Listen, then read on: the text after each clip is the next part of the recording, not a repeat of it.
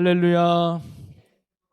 오늘도 한 주간을 마무리하는 금요일 이 밤에 또 하나님의 은혜를 사모하고 또 하나님의 능력을 소망하며 또 말씀 앞에 또 기도의 자리에 나오신 여러분 모두에게 오늘도 살아계신 하나님의 은혜와 평강과 축복과 역사가 여러분의 삶 가운데 충만하시기를 주님의 이름으로 간절히 축원합니다. 우리 옆에 분과 인사 나누겠습니다. 잘 나오셨습니다. 사랑하고 축복합니다. 할렐루야. 너무너무 감사해요. 어떤 좀 괴짜스러운 한 사람이 있었는데 그분이 신앙생활하면서 너무 좋았나 봐요. 하루는 목사님께 찾아와서 이런 엉뚱한 질문을 해요. 목사님, 저도 예수님과 같은 많은 사람들이 기뻐하고 많은 사람들이 좋아하고 또 많은 사람들이 소망 가운데 있는 기독교와 같은 종교를 하나 만들고 싶은데 어떻게 하면 이런 위대한 종교를 만들 수 있습니까? 라고 했더니 목사님이 그거 간단해요 그런다는. 아니 어떻게 해요? 네, 십자가에 죽으시고 3일 만에 살아나면 돼요. 그러면 당신을 따르고 믿는 사람이 많아질 겁니다 라고 그러는. 여러분, 이 땅에 죽을 수는 있어도 살아나는 것은 불가능하죠. 그건 피조물의 한계예요. 우리는 지난주에 빈 무덤이 주는 사랑이라는 제목으로 부활에 대해서 함께 나눠봤는데요. 여러분, 기독교의 핵심 진리가 있습니다. 자, 기독교의 핵심 진리 두 가지가 뭐죠? 네, 그것이 바로 십자가와 부활이에요. 이 핵심은 예수 그리스도죠. 기독교가 크리스트교, 기독교 한문으로 하면 기독교인데 이 말은 예수 믿는 종교라 이 말이에요. 그러면 우리가 예수를 믿을 때 어떤 예수를 믿느냐? 두 가지예요. 그게 뭐냐면 십자가와 부활. 즉 십자가에서 나의 죄를 대신해서 죽으신 예수님을 믿고 그리고 죽은 지 3일 만에 다시 부활하셔서 우리에게 영원한 생명을 허락하신 예수 그리스도를 믿는 게 기독교예요. 그래서 이 십자가 부활의 핵심이 바로 복음이다. 이 복음의 핵심 내용이 바로 이거거든요. 그래서 저희는 십자가의 은혜와 사랑을 잘 묵상하기 위해서 사순절과 고난주간을 지키는 것이고 또 부활의 의미와 가치를 깨닫기 위해서 우리가 부활절을 지키는 거예요. 그게 중요한 기독교의 핵심 두 가지 진리죠. 여러분, 힌두교에서 기독교로 개종한 인도의 성자라고 하는 썬다싱이라는 분이 계세요. 이분이 수십 년 동안 힌두교를 믿어오다가 기독교로 개종을 했는데 한 기자가 물었다잖아요. 아니 그렇게 수십 년 동안 믿었던 힌두교를 버리고 기독교로 개종한 이유가 무엇입니까? 라고 했을 때 그분의 한마디가 유명하죠. 부활하신 예수가 살아있기 때문입니다. 이 한마디예요. 다른 모든 종교는 신들이 있었어요. 모든 종교는 창시자가 있었어요. 그러나 그들은 지금 있지 않아요. 가르침만 남을 뿐이에요. 그런데 기독교 예수는 가르침으로 남은 존재가 아니에요. 그분이 지금도 살아계셔서 우리와 함께 하시는 살아있는 하나님이기 때문에 그것이 참 종교라고 고백하는 것이죠. 여러분, 대부분의 종교는 죽음에서 삶의 의미를 찾아요. 우리가 어떻게 하면 행복하고 어떻게 하면 우리가 이렇게 고통과 아픔을 벗어날 수 있을까? 죽음이라는 고통에서 뭔가 의미를 찾아보려고 하지만 기독교는 부활이라고 하는 생명에서 새로운 삶의 의미를 찾게 되는 줄로 믿습니다. 그래서 기독교의 핵심 중에 핵심은 뭐냐면 예수 그리스도의 부활이에요. 이 부활이 없으면 기독교 뿌리 자체가 흔들리고 기독교 존재 여부가 없어요. 여러분, 초대교회 사도들이 복음을 전할 때 그 복음의 핵심 내용이 뭔지 아십니까? 여러분, 예수 믿으면 복 받습니다. 예수 믿으면 문제 해결됩니다. 예수 믿으면 여러분 인생이 잘 풀립니다. 아니요.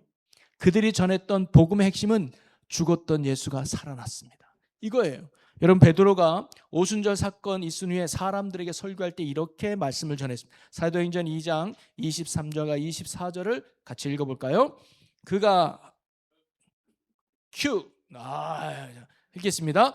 그가 하나님께서 정하신 뜻과 미리 아신 대로 내준 바 되었거늘 너희가 법 없는 자들의 손을 빌려 못 박아 죽였으나 하나님께서 그를 사망의 고통에서 풀어 살리셨으니 이는 그가 사망에 매여 있을 수 없었습니다. 뭐예요?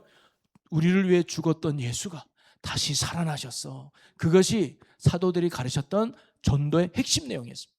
그뿐만 아닙니다. 사도 바울도 그가 전한 복음의 핵심이 뭐냐? 그리스도의 죽으심과 부활이에요. 고린도전서 15장 3절 4절을 또 한번 읽어보겠습니다.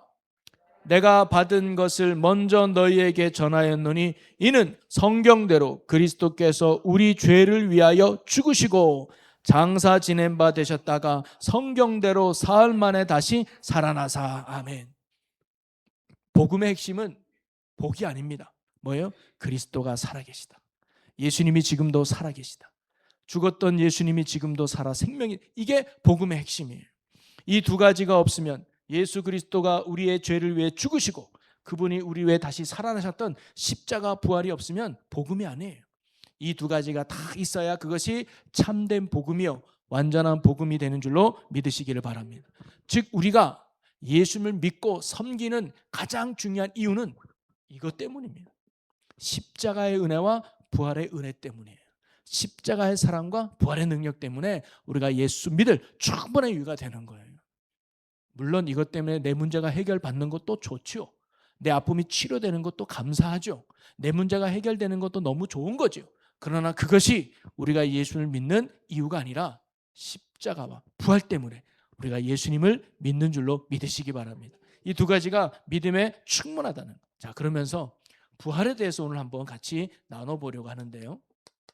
왜냐하면 우리가 십자가의 사랑에 대해서는 우리가 지난 고난주간 때도 우리가 예수님께서 십자가의 선물, 단순히 십자가는 그런 우리가 아는 못 나무만 아니라 그 예수님이 십자가에 담긴 그 고난 속에 군병들에게 침을 받거나 채찍을 받거나 가시면류관을 쓰거나 손과 발에 못이 박히거나 옆에 창이 찔리거나 수의를 입거나 세마포를 입거나 이 모든 것들이 우리를 구원하기 위해서, 우리를 살리기 위해서 예수님이 보내주신 사랑의 사건임을 우리가 나눠보았잖아요. 자, 그러면 부활이 주는 의미와 뜻이 무엇인가를 오늘 한번 되짚어 보려고 하는데요. 먼저 제가 1년 전에도 이런 얘기를 했던 것 같아요. 부활을 부정하는 사람들이 있습니다. 부활을 부정하는 사람들의 논리가 있는데 세 가지가 있어요. 첫째는 부활은 사기다. 제자들이 몰래 빼돌려 놓고 예수님이 부활했다고 소위 뻥치는 거다. 이것은 역사적 사실이 아니고 허구고 가짜다. 이렇게 주장하는 설이 하나 있고, 두 번째는 뭐냐면 예수님은 죽은 게 아니다. 기절하신 거다. 체력이 너무 해서 소위 말하는 의식을 잃은 거다. 그게 죽은 것처럼 보인 거다. 그리고 3일 만에 다시 체력이 회복돼서 무덤에도 나온 거야. 죽었다 살아난 게 아니라 잠시 기절했다가 다시 깨어난 거야 라는 설이 하나 있고, 세 번째 설은 뭐냐면 환각설이 있습니다.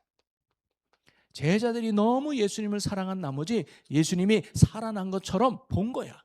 그들의 환상이고 착각이야. 진짜 살아난 게 아니야 라고 말하는 환각설이 있어요. 자, 오늘 투표를 한번 해보도록 하겠습니다. 뭐가 그래도 제일 여러분이 보기에 가장 그럴듯한가?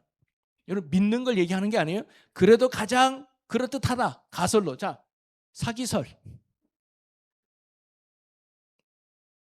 아니, 여러분 그렇게 믿는다고 손드는 게 아니에요. 오해하지 마시고 저 사람이 이렇게 하면 안 돼요. 이건 그냥 여러분들이 봤을 때 뭐가 제일 말이 맞는 것 같다 생각해요. 사기설이다. 네, 몇 분 계세요? 기절설이다. 네, 몇 분 있어요? 환각설이다. 나머지 분들은 생각이 없이 사는 분들이죠. 그러려니 말인데 그냥 뭐 나 상관 안 해요. 예, 아주 태평천하. 예. 자, 이게 왜 아닌지를 한번 뜯어보죠. 자, 사기설입니다. 이거 제자들이 몰래 시신을 이렇게 훔쳐갔다가 부활한 것처럼 한 거야. 여러분, 그 당시 예수님의 무덤은 군인들이 지켰다고 나와요. 근데 유대인들이 예수님이 부활한다 하니까 정말로 제자들이 빼돌리고 부활하고 뻥쳤을까 봐 특별히 더 지킨 게 예수님의 무덤이었어요. 인원도 더 많았고 좀 더 훈련된 군인들을 앞에 세웠을 거예요. 근데 그런 군인들을 없애하거나 무시하고 제자들이 시신을 훔쳤다? 첫째, 이게 말이 안 되는 거예요. 그리고 제자들이 시신을 훔칠 만한 그런 상황이 있느냐? 아니에요. 벌벌 떨면서 문을 잠그고 있던 제자들이 3일 뒤에 시신을 훔쳐갔다? 그럴 정신이 아니었다는 거예요. 그리고 또 놀라운 건 뭐냐면 동기가 이상해요. 왜 제자들이 사기를 쳤을까요? 왜 제자들이 살지도 않았던 예수님을 사기쳐가지고 살았다고 했을까? 왜? 그랬다가는 유대인들에게 죽을 게 뻔했거든요. 그렇죠? 유대인들에게 맞아 죽을 게 뻔했는데 죽자고 사기를 친다고? 살자고 사기치지? 그러니까 이게는 사기설이 말이 안 되는 거예요. 자, 두 번째. 또 하나. 사기였으면 제자들은요, 시신유기죄로 처벌받아야 돼요. 정말로 잡혀가서. 그런 게 없잖아요. 자, 그 다음 두 번째. 기절설이다. 자, 여러분, 예수님이 십자가 질 때 십자가형이 처음이었을까요? 아니에요. 그 백부장은 수없이 많은 십자가 처형을 했을 거예요. 그리고 거기 있는 군인들은 십자가 처형에 훈련된 군인들이었을 겁니다. 그러면 어떻게 못을 박아야 되는지, 어디에 창을 찔러야 되는지, 그리고 어떻게 십자가에 매달아야 잘 죽는지 누구보다 잘 아는 게 군인들이었을 겁니다. 그런 군인들이 실수한다는 것 자체가 용납되지 않는 일이었단 말이죠. 그리고 옆구리에 창 찔렀을 때 물과 피가 나왔다는 건데, 그래서 옛날에 여러분 영화 봤죠? 예수는 역사다. 그 영화에 예수의 부활이 가짜다라는 것을 증명하기 위해서 이 사람이 의사도 만나고 학자들도 만났을 때 물과 피가 나왔다는 것은 이미 예수가 죽은 몸이었음을 반증하는 증거다라고 이야기를 해요. 즉 예수의 몸에서 피와 물이 흘렀다는 건 이미 예수님이 숨을 끊어졌다는 거예요. 그리고 만약에 예수님이 혹시 기절했다고 칩시다. 단순히 뺨 한 대 맞고 기절한 게 아니잖아요. 여러분 UFC나 UFC 맞나요? UFC 보면 한 대 맞아가지고 몸이 탁 굳어가지고 순간 기절하잖아요. 이런 수준의 기절이 아니라 예수님은 채찍을 39대 맞아서 온몸에 살점이 뜯겨나가요. 손과 발에는 살점뿐만 아니라 피를 뗄뚫는 못질을 했어요. 이거는요 보통 체력이 아니에요. 만약에 기절했다면 이것이 3일 만에 돌을 옮길 만한 체력으로 회복될까요? 수술도 안 받고 치료도 안 받았는데. 기절했다가 살아난다는 거, 아니 기절했다가 체력을 회복하는 거 회복할 수 있겠죠. 그런데 멀쩡하게 우리 마리아가 만나는 그 장면 보면 뭐예요? 예수님이 건강해요. 3일 만에 어떻게 그렇게 회복될 수 있었을까? 기절설도 어떻게 보면 아니다. 말이 되지 않는다라고 볼 수가 있고, 마지막 환각설이 있습니다.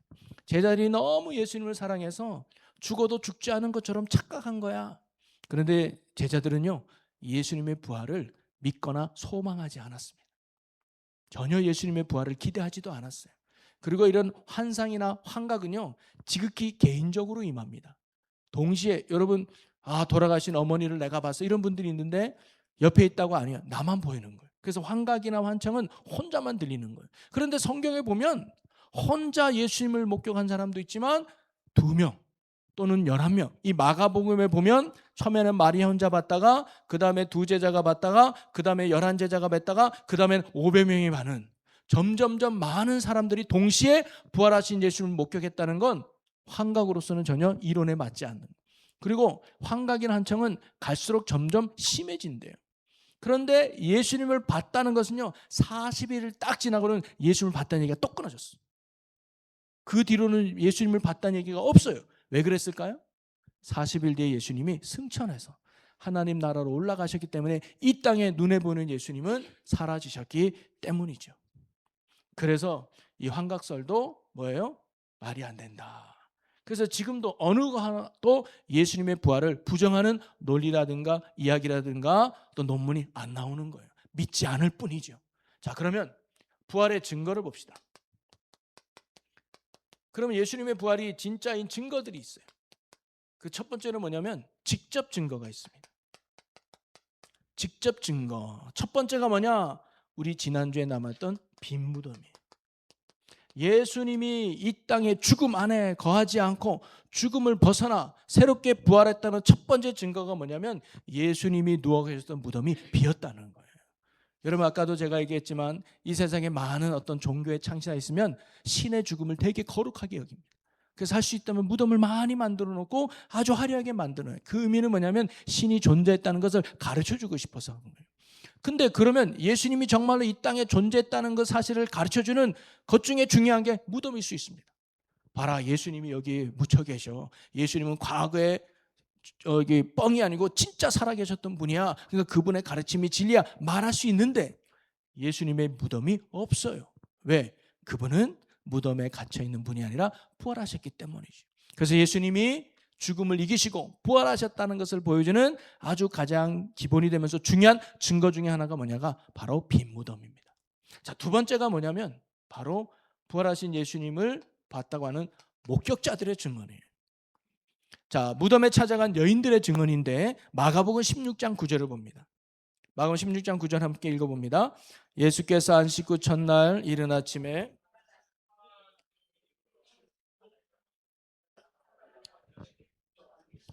자, 첫 번째로 막달라 마리아라고 하는 여인에게 예수님이 먼저 보이셨어요. 그 다음에 12장입니다. 읽어봅니다. 자, 시작. 그 후에 그들 중 두 사람이 걸어서 시골로 갈 때에 예수께서 다른 모양으로 그들에게 나타나시. 이게 소위 엠마오로 가는 두 제자에게 예수님이 나타나는 장면이군요. 이번 주일에는 엠마오로 가는 두 제자의 모습 속에 우리 한번 말씀을 나눠볼 텐데요. 이들이 부활하신 예수님을 그 가는 길에 만나요. 또 14절에 갑니다. 11제자들에게 나타납니다. 읽어봅니다. 그 후에 11제자가 음식 먹을 때에 예수께서 그들에게 나타나사, 여기까지만 봐도 돼요. 11명에게 나타납니다. 그뿐만 아니에요. 500여 번 형제들에게 동시에 나타납니다. 고린도전서 15장 4절에서 6절 읽어봅니다. 장사 지낸 바 되셨다가 성경대로 사흘 만에 다시 살아나사 게바에게 보이시고 후에 12제자에게와 그 후에 500여 형제에게 일시에 보이셨나니 그 중에 지금까지 대다수는 살아있고 어떤 사람은 잠들었으며 500여 명의 제자들이 있는 곳에 예수님이 부활하셔서 500명이 동시에 봤다는 거예요. 즉 예수님이 부활하셨다고 하는 목격자들의 직접 증언이 예수님이 부활하셨다는 것을 증거해 주고 있습니다. 자, 이뿐만 아니라 정황 증거라는 게 있어요. 정황 증거. 직접 내가 보진 않았지만 주변에 일어나는 상황을 보니까 예수님이 부활하셨다는 것을 믿겠다는 거예요. 여러분, 예를 들어서 우리 유찬이가 있는데 방에 가서 점심을 먹고 오겠대. 그래서 방에 가서 점심 먹고 나왔는데 뭘 먹었는지 난 보질 않았어요. 근데 입가에 짜장이 묻어 있어. 짜장이 묻어 있고 손에는 짜장이 묻은 젓가락이 하나 있어. 자, 그러면 유찬이는 뭘 먹고 나온 걸까요? 짜장면이죠. 어떻게? 보지도 않아 놓고. 정황증언이게 입가에 짜장면이 묻어 있고 젓가락에 짜장면이 있고 오른쪽 주머니를 뒤져보니까 자금성이라는 젓가락이 봉투가 있어. 그럼 분명 짜장면을 먹은 거다. 그게 뭐예요? 정황증거라는. 자, 예수님이 부활한 건 직접 우리가 보질 않았습니다. 그러나 성경에 기록되고 온 인류의 역사를 보니까 정말 예수님은 부활했구나라는 것을 알 수가 있어요. 그 첫 번째가 뭐냐면 예수님의 삶과 그분의 말씀을 보면 예수님의 부활이 맞다. 여러분, 예수님이 이 땅에 어떤 분이라고 고백해요? 내가 하나님이다. 그리고 하나님처럼 많은 일들이 이뤘죠. 풍랑도 잔잔케 하고 심지어 죽은 자도 살리며 생명까지 주관하시는 하나님이신 예수님을 그분의 삶에 보여주셨습니다. 그리고 그분이 직접 말씀하셨어요. 나는 3일 죽었다가 3일 만에 다시 살아날 거야. 이 땅에 있으면서 3번씩이나 다시 살아날 것을 이야기해요. 반드시 말씀하신 바를 이루시는 하나님이신 예수님이었다면 그분의 부활이 뭐예요? 내가 직접 보지 않아도 정황상 예수님이 정말 부활하셨다라는 믿음이 가죠. 그 다음에 두 번째가 뭐냐면 제자들의 변화입니다. 예수님이 십자가에 달려 돌아가셨을 때 제자들은 너무 두려워서 문을 잠그고 숨어 있었던 제자들이에요. 그런데 어느 순간 유대인들을 두려워하고 예수의 옛자도 꺼내지 못했던 제자들이 당당하게 예수님을 전하게 되고 뺨을 맞아도 심지어 옥에 갇혀도 예수의 옛자를 증거하고 복음을 전하는 담대한 사람으로 변화되더라는 거예요. 왜 그랬을까요? 아, 뭔가 있구나. 그건 뭐예요? 다시 예수님이 살아나셨구나. 그들과 함께 하셨던 예수님이 십자가에 죽었지만 다시 부활하셔서 성령으로 그들과 함께함을 제자들의 삶을 통해서 우리는 볼 수가 있는 거예요. 그래서 예수님은 부활하셨구나. 그 다음에 세 번째도 중요한 가치 의미가 있는데 그게 뭐냐면 바로 교회의 시작입니다. 예수님의 부활하심으로 말미암아 그리고 성령의 인치심과 임재함으로 말미암아 이 땅에 교회가 시작됐습니다. 예수 그리스도의 공동체가 그때부터 시작되게 한 거예요. 그래서 예수 이름으로 모이기 시작하면서 예수 이름으로 예배드리기 시작한 거예요. 그러면서 그들은요, 예수 이름 앞에 경배하고 예수 이름을 찬양. 만약에 예수님이 살아계시지 않는다면 어떻게 이들이 예수 이름으로 모이겠는가? 예수님이 부활하시고 함께하지 않는다면, 왜냐하면 그 당시 예수 이름으로 모인다는 거, 예수를 주로 고백한다는 건 목숨을 내놓은 거예요. 알잖아요, 우리. 그렇죠? 재산을 몰수당하거나 유대인에게서 쫓겨나거나 굉장히 불이익을 당하는데 그들은 그 예수 이름으로 모였단 말이죠. 그 이유가 뭘까? 살아있지도 않은 예수 때문에? 사기치려고? 사람들에게 거짓말하려고? 아니요. 진짜 예수님이 살아있다는 사실을 우리가 이들의 시작을 통해서 깨달을 수가 있죠. 그리고 그들이 모여서 뭐 했느냐? 경배했습니다. 근데 하나님을 경배하는 게 안식일에서 어디로 바뀌었느냐? 주일로 바뀝니다. 안식 후 첫날, 예수님이 부활하신 날로 예배하는 날, 경배한 날이 바뀌었다는 거예요. 여러분, 안식일을 성경에 보면 안식일을 지킬 때 두 가지 명령이 나옵니다. 출애굽기 20장에서는 창조의 목적으로, 창조의 완성. 내가 6일 동안 세상을 창조하고 7일째 쉬었기 때문에 너희들은 안식일날 쉬어라. 그래서 출애굽기 20장의 안식일의 이유는 창조의 목적, 창조의 왕성이에요. 그런데 신명기 5장에 가면 안식일을 지키라는 내용이 나오는데 이유가 달라요. 이것은 뭐냐면 구원의 완성입니다. 뭐냐? 너희를 애굽 땅에서 구원해낸 여호와니 이를 기념하여 안식일을 지키라 그래요. 이 두 가지 의미가 같아요. 뭐냐면 구원이 뭐냐? 창조로의 회복이고, 진정한 창조로 회복이 되느냐? 그게 구원이라는 거예요. 그러면서 안식일 다음 날인 주일날, 예수님이 부활하신 날에 어떤 날이냐? 그 날이 바로 구원이 완성되는 날. 예수 그리스도께서 나의 죄를 위해서 죽으시고 부활하셔서 우리에게 영원한 생명을 주신 완전한 구원이 완성되는 그날이 부활절 아침. 그리고 그것은 곧 창조대로의 회복이에요. 죄로 말미암아 끊어졌던 우리가 예수 그리스도로 말미암아 다시 하나님과 하나 되어 새로운 생명을, 새로운 피조물로 거듭 태어난 날이 부활절 날이 말이에요. 그래서 초대교회 사도들은 언제 예배드렸느냐? 안식 후 첫날인 주일날. 왜? 이 날이 우리의 진정한 구원의 완성이요, 하나님의 창조로서 회복이 되는 진정한 안식일이다. 그래서 그날 예배드리기 시작한 거예요. 그게 오늘 우리까지 온 거죠. 그러면서 사도행전 20장 7절을 한번 보면요, 그 주간의 첫날에 우리가 떡을 떼려 하여 모였더니 바울이 이튿날 떠나고자 하여 그들에게 강론할세 말을 밤중까지 계속하매. 그래. 첫날에 우리가 떡을 떼려 모였다. 첫날에 우리가 성찬식하고 경배했다는 거예요. 그 첫날이 뭐예요? 안식 후 첫날, 한 주가 시작되는 오늘날 주일날이랍니다. 그리고 고린도전서 16장 2절에도 보면 매주 첫날에 너희 각 사람의 수입에 따라 모아두어서 연보하라는 거거든요. 만약에 안식일날 모였다면 굳이 그날 모여서 안식일날 주면 되지. 왜 다음날 모았다가 주냐? 그 다음날 모여서 하나님을 경배하는 예배의 날이 주일, 즉 안식 후 첫날이기 때문입니다. 그래서 오늘날 우리 기독교 예수 그리스도를 믿는 사람들은 토요일 안식일이 아니라 새로운 부활의 날, 주일, 그날 우리가 모여서 하나님을 경배하는 날로 바뀐 거예요. 이단들은 왜 안식일 안 지키냐? 그런데 그것은 구약의 율법이고 예수 그리스도를 통해서 새로운 법, 그래서 주일이 우리가 거룩히 지켜야 될 경배의 날이다. 이게 보면 왜 이들이 유대인에게 벌 받을 걸 알면서도, 유대인에게 욕먹을 걸 알면서도 왜 이들이 경배의 날을 지켰을까?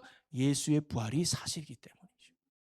그 다음에 또 놀라운 건 뭐냐면 이런 교회가 시작은 할 수 있어요. 그런데 뭐냐? 성장했다는 거예요. 성장. 여러분, 만약 부활이 사실이 아니라면 초대교회 출발의 원동력을 상실해 버렸을 거예요. 왜? 초대교회의 시작은 뭐예요? 예수의 부활로 시작한 거예요. 한번 믿어보자야. 정말 예수님이 있는지 한번 믿어보자 라고 시작할 수도 있을 거예요. 근데 정말 예수님이 부활이 가짜라면 금방 포기해버리고 금방 넘어졌을 거예요. 왜? 손해보는 게 이만저만 아니거든요.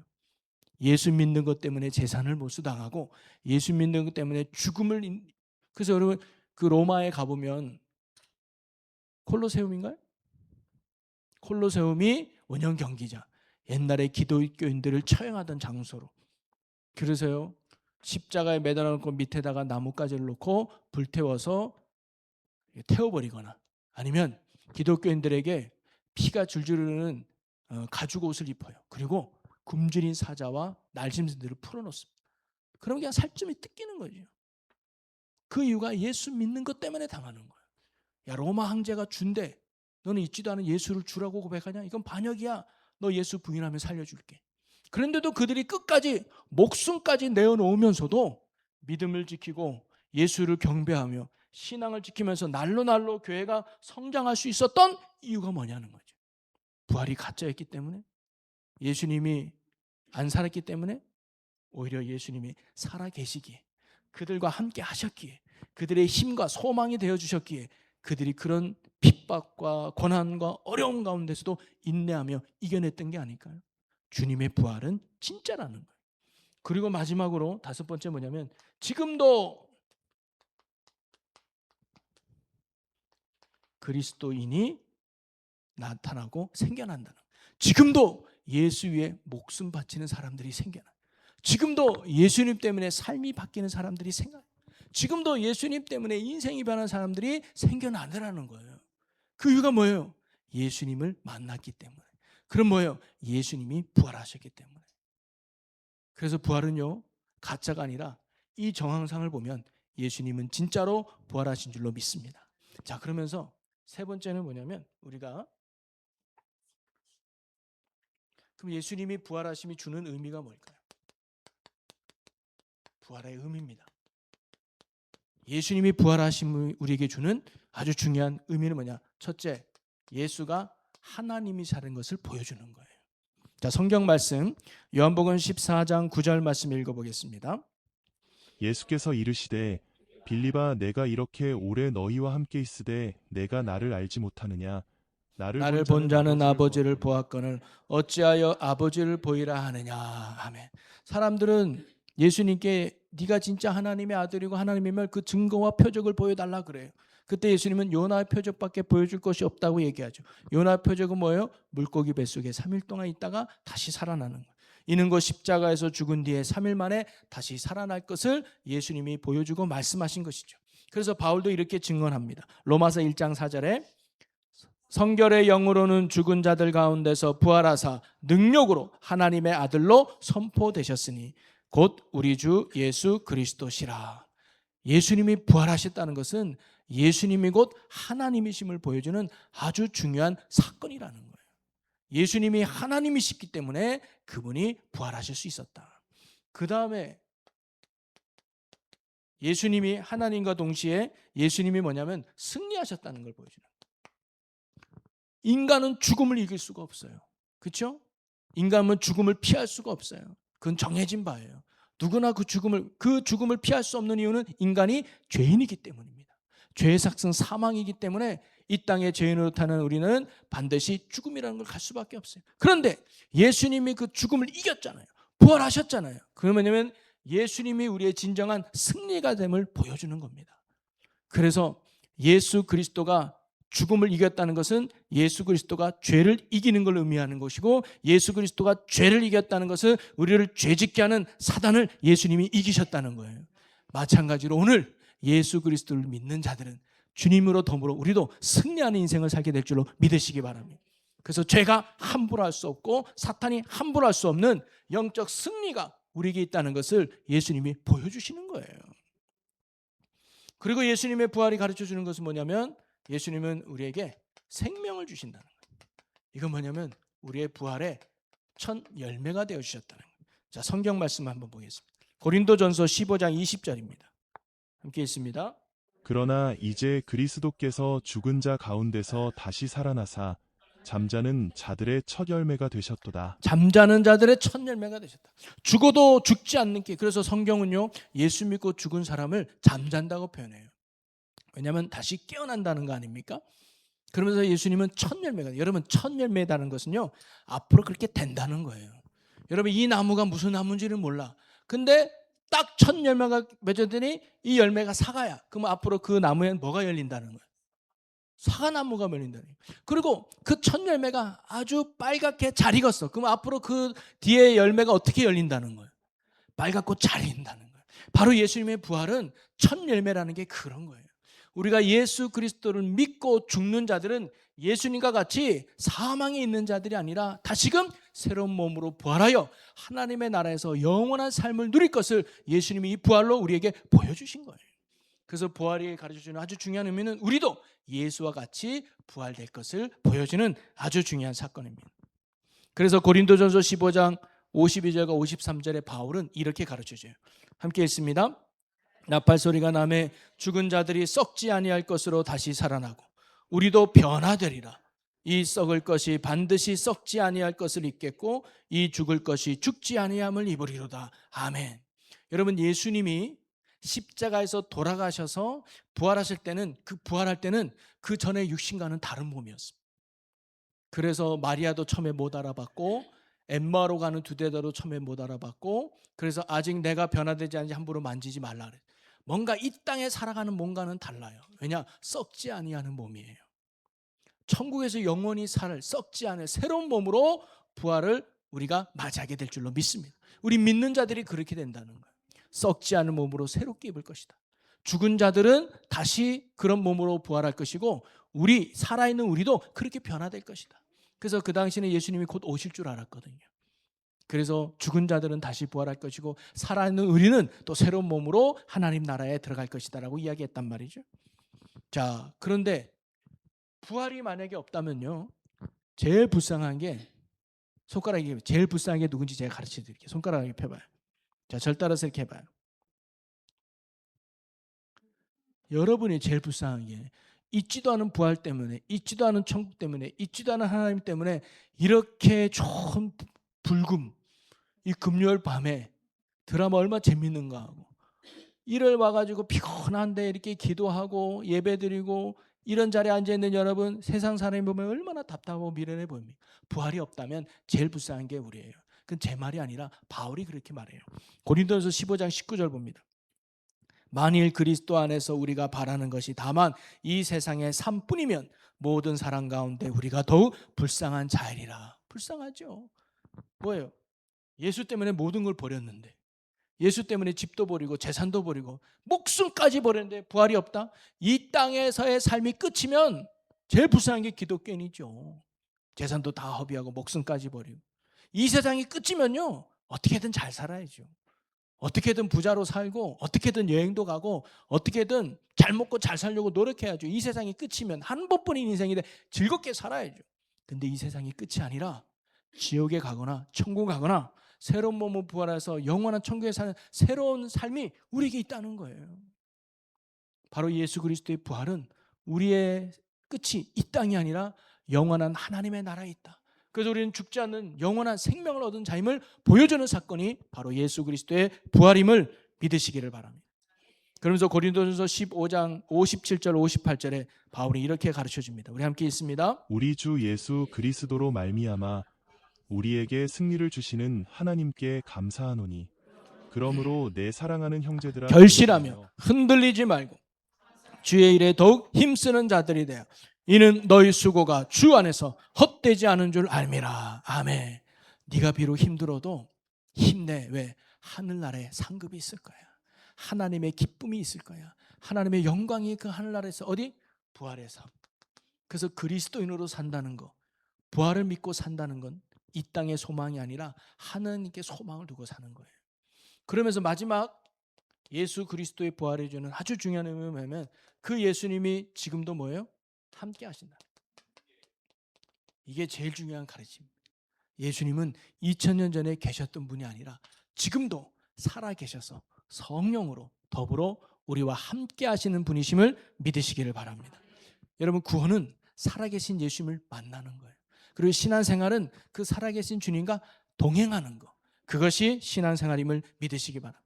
제자들이요, 그렇게 두려움과 불안 속에 예수님이 돌아가실 때 하고 있다가 그렇게 담대하게 어디 가든 예수가 그리스도로 선포했을 수 있는 이유는 부활하신 주님이 함께 했기 때문입니다. 여러분, 제가 이번에 찬양 예배할 때 본문은 뭘로 하려고 하다가 바울과 실라가 감옥에 갇혔을 때 가장 어두울 때 찬양했다고 하잖아요.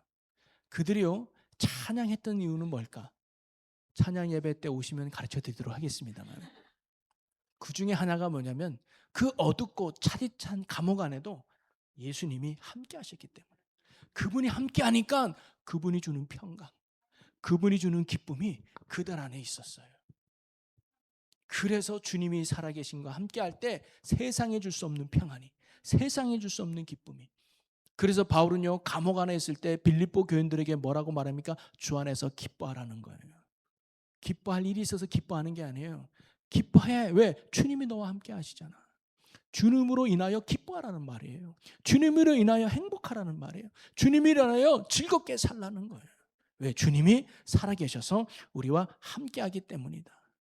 여러분, 제가 이번에 이렇게 뭐 하나 보다가, 여러분 살아계신 주라는 찬양이 있잖아요. 그 살아계신 주의 원 제목을 혹시 아십니까? 그게 1972년도에 외국에서 만들어진 곡이거든요. 그래서 우리나라 번역됐는데 우리나라에서는 살아계신 주라고 하잖아요. 근데 원 제목이 있어요. 저 이번에 알았어요. 원 제목이 뭐냐면, 여러분 죄송하지만 저 정말 영어 못해요. 영어 울렁증이 있는 사람인데, 그래서 저는 선교사 체질이 아니야. 그냥. 뭐라냐면 Because he lives. 이 because가 뭐냐면 왜냐하면이란 뜻이에요. 왜냐하면 그는 뭐예요? 예수님. 예수님이 뭐예요? 살아계시다. 예수님이 살아계시다라는데 이 단어가 제게 참 은혜가 됐습니다. 왜냐하면 예수님이 살아계시기 때문에. 그래서 그 뒤에 원어를 보면요, 예수님이 살아계시기 때문에, 뒤에 보면 나는 두려워하지 않아. 예수님이 살아계시기 때문에 나는 소망 가운데 살아가. 예수님이 살아계시기 때문에 그분이 나를 인도하고 계셔. 그런 신앙의 고백이에요. 뭐 좋아서가 아니라 그분이 지금 나와 함께 계시기에, 그분이 지금도 살아계시기에 나는 오늘도 즐거워하고, 나는 오늘도 기뻐하고, 나는 오늘도 감사하며 찬양할 수 있다는 고백 아닙니까? 여러분, 오늘날 많은 그리스도인들이 가진 것 없어도, 누리는 거 없어도, 어디 올라가는 위치 권력 없어도 그래도 이 땅 가운데 기뻐하고 즐거워하고, 참 우리가 보기에 절망한 상황인데, 우리가 보기에 낙심한 상황인데, 우리가 보기에 땅을 치고 통곡해야 될 것 같은데 기뻐하고 즐거워하고 담대하고 소망 가운데 살아갈 수 있었던 이유가 뭘까? 살아계신 주님이 함께하기 때문에. 그분이 함께하니까 어떤 문제도 문제가 되지 않고요, 어떤 시련도 더 이상 시련이 되지 않고, 오히려 나와 함께 하시는 주님의 은혜를 누리는 축복의 자리가 되는 줄로 믿습니다. 요 얘기는 찬양 예배 때 좀 더 나눠보더라 돼. 찬양 예배 때 나오시면 좋겠고요. 그러면서 마지막으로요, 제가 이 네 번째는 우리가 부활 신앙으로 살아야 되겠다. 그러면서 부활 신앙인 게 뭔가? 첫째가 뭐냐면 예수님이 나와 함께함을 믿고 어떻게 살아가느냐? 담대하게 살아가는 거예요. 담대하게. 주님이 함께 계시는데. 그래서 정말 주와 함께하는 사람은 나타나요. 어떤 문제를 만나도 두려워하지 않습니다. 어떤 상황이 와도 염려하지 않습니다. 왜? 주님이, 능력 되시는 주님이. 그래서 그런 찬양이 때 무슨 일을 만나든지 만사형통하리라. 왜? 주님이 나와 함께하는. 비록 내가 어두운 감옥에 차디찬 바닥에 앉아 할지라도 감사 찬양할 수 있는 이유예요. 그분이 나와 함께 하시기 때문에. 사망의 음침한 골짜기에 있다 할지라도, 이런 불안한 상황 속에서도 내가 두려워하지 않고 염려하지 않는 이유는 뭐예요? 주님이 나와 함께 하시기 때문이다. 여러분, 인생은요, 누가 나와 함께 하냐라 달라지지 않습니까? 여러분, 대통령이 여러분과 함께 한다고 생각해봐요. 그것도 참 신나고 좋은 일이죠. 여러분, 빌 게이츠 돈 많은 사람이 여러분과 함께 한다고 생각해봐요. 그것도 힘이 되죠. 그러나 살아계신 그분이 사랑이 충만하고 참된 평안이 되시고 참된 기쁨이 되시는 그분이 우리와 함께 한다면 그 얼마나 큰 기쁨과 행복한 삶입니까? 그걸 누리는 게 신앙이고 천국인 줄로 믿으시기 바랍니다. 그 다음에 또 하나가 중요한 거예요. 부활신앙은 뭐냐면 우리가 소망을 어디 두느냐? 천국에 소망을 두며 사는 거예요. 이게 중요해요. 그래 초대교회 성도들이 그렇게 핍박과 환난과 어려운 가운데서도 많은 것들을 잃어버려도 그래 괜찮아라고 할 수 있었던 이유가 어디 있냐?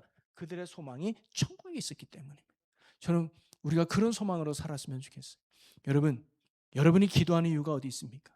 여러분이 예수님을 믿고 따르는 이유가 어디 있습니까? 이 땅의 것을 더 얻고자 이 땅에 소망을 두고 살아가는 우리의 모습은 혹시 아닙니까? 이제 우리가 이 땅의 소망이 아니라 하나님께 소망을 두고 살아갈 수 있는 저와 여러분이 되었으면 좋겠습니다. 여러분, 부활을 믿고 사는 사람과 부활을 믿지 않고 살아가는 삶은 같을 수 없을 거예요. 이 땅에 소망을 두고 살아가는 사람하고 천국에 소망을 두고 살아가는 사람은 다를 겁니다. 이 땅의 가치를 부여잡고 사는 사람하고 천국의 가치를 부여잡고 살아가는 사람은 삶의 내용이 같을 수 없을 거예요. 그래서 가만히 보면 이 사람이 정말 천국의 소망을 두고 사는 사람이냐, 아니면 이 땅의 소망을 두고 살아가는 사람이냐, 여러분의 삶의 내용을 보면 알 수가 있어요. 여러분, 오늘 이 말씀 앞에 오늘 나는 정말 부활신앙으로 살아가고 있는가? 내가 부활을 믿는다고는 말하지만 내가 부활을 믿는 것보다는 이 땅에 소망을 두고 살아가는 모습은 없는가? 내가 예수님을 믿는다고는 하지만 여전히 문제 앞에 담대하기는커녕 이것 때문에 염려하고 걱정하고 불안하는 불신앙으로 살아가는 우리의 모습은 없는가? 내가 천국을 가는 건 확신하면서도 내가 이 땅에 살아가면서 천국의 소망보다는 이 땅에서 먹고 살고 이 땅에 인정받는 것에 더 많은 것들을 투자하며 사는 우리의 모습은 아닌가? 혹시 그런 연약함이 있다면 오늘 주님 앞에 회개하고 다시 내가 함께 하시는 주님으로 담대하게, 이제 내가 하나님 두려워하지 않겠습니다. 내가 염려하지 않겠습니다. 이제 내가 하나님 때문에 오히려 감사하는 자가 되고 싶습니다라고 기도하시고, 그리고 우리가 천국의 소망을 두고 하나님, 내가 믿음 때문에 소위 세상의 것을 좀 잃는다 할지라도, 세상에서 좀 뒤처진다 할지라도 그것 때문에 억울한 자 되지 않게 하시고 오히려 그것 때문에 기뻐하며 천국의 소망을 두고 살아가는 자가 되게 해 주옵소서라고 기도하는 이 밤이 되었으면 좋겠습니다. 우리 찬양할 텐데요.